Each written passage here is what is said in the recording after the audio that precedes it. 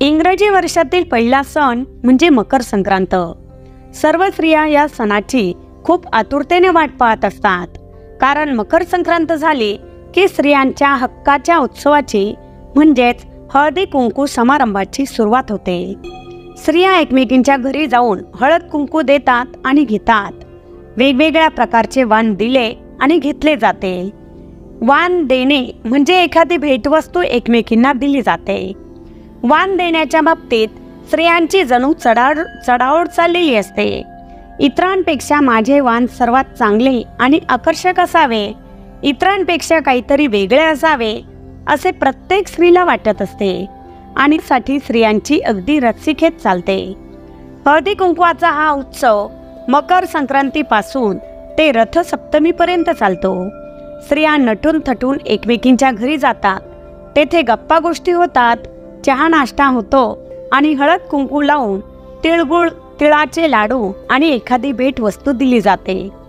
हळदी कुंकू हे सौभाग्याचे प्रतीक आहे आणि सवाष्ण स्त्रियांनी एकमेकींना हळद कुंकू दिल्याने व घेतल्याने त्यांच्या सौभाग्यात वृद्धी होते असे मानले जाते। कुंकू हे लाल रंगाचे असते। अति प्राचीन मातृसंस्कृतीमध्ये लाल रंगाला विशेष महत्त्व आहे। कपाळावर कुंकू लावण्याची प्रथा ही आर्येतर स्त्रियांकडून चालत आलेली आहे। आर्येतर समाज हा मातृप्रधान होता आणि मातृप्रधान संस्कृतीतील बहुतेक देवी देवता हे रक्तवर्ण म्हणजे लाल रंगाचे आहेत।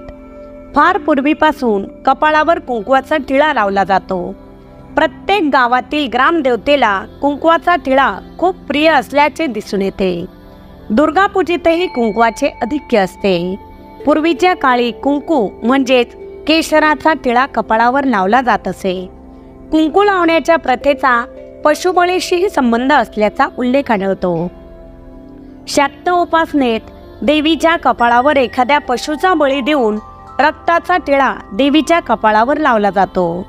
स्त्रीलाही देवी जगदंबेचे स्वरूप मानले जात असल्याने ज्यावेळी एखाद्या स्त्रीला गृहलक्ष्मी म्हणून घरात आणले जाते, त्यावेळी एखाद्या पशुची शिकार करून त्याला मारायचे आणि त्याच्या रक्ताचा टिळा नववधूच्या कपाळावर लावून मग नववधूचा गृहप्रवेश करायचा, अशी प्रथा पूर्वीच्या काळी आर्येतर समाजात होती। काही आदिवासी समाजात आजही ही प्रथा पाळली जाते। तसेच नवीन लग्न झालेल्या नववधूच्या हातून देवीच्या मंदिरात कुंकवाचा सडा घालण्याची पद्धत अनेक ठिकाणी प्रचलित आहे। कुंकू अशा प्रकारे सौभाग्याचे प्रतीक असल्याने भारतीय संस्कृतीत कुंकवाचा वापर प्रत्येक शुभ कार्यात केला जातो। स्त्रियांचे कुंकू हे सौभाग्याचे प्रतीक मानले जाऊ लागले। देवी देवतांच्या पूजनात कुंकवाला मानाचे स्थान मिळाले। लग्नपत्रिकेतही हळद कुंकू लावून मग ती पत्रिका नातेवाईक आणि आप्तेष्टांना वाटल्या जाऊ लागल्या। हिंदू संस्कृतीत नवीन कपडे परिधान करण्यापूर्वी त्या कपड्यांना हळदी कुंकू लावून मग परिधान केले जातात। एका सवाष्ण स्त्रीने दुसऱ्या सवाष्ण स्त्रीला हळदी कुंकू लावणे हे सौभाग्याचे लेणे समजले जाऊ लागले। विवाह प्रसंगी कित्येक समाजांमध्ये नवरीच्या कपाळावर कुंकवाचा मळवट भरला जातो। सवाष्ण स्त्री घराबाहेर पडत असताना घरची गृहिणी तिच्या कपाळी हळद कुंकू लावते। त्याचा अर्थ तुझे सौभाग्य अक्षय राहो अशी उदात्त महान मंगल भावना त्यामागे असते। लग्न प्रसंगात वधूवरांना हळद कुंकू लावण्याची प्रथा पारशी समाजातही आहे। कोणत्याही मंगल प्रसंगी पुरुषांनाही कुंकवाचा टिळा लावला जातो।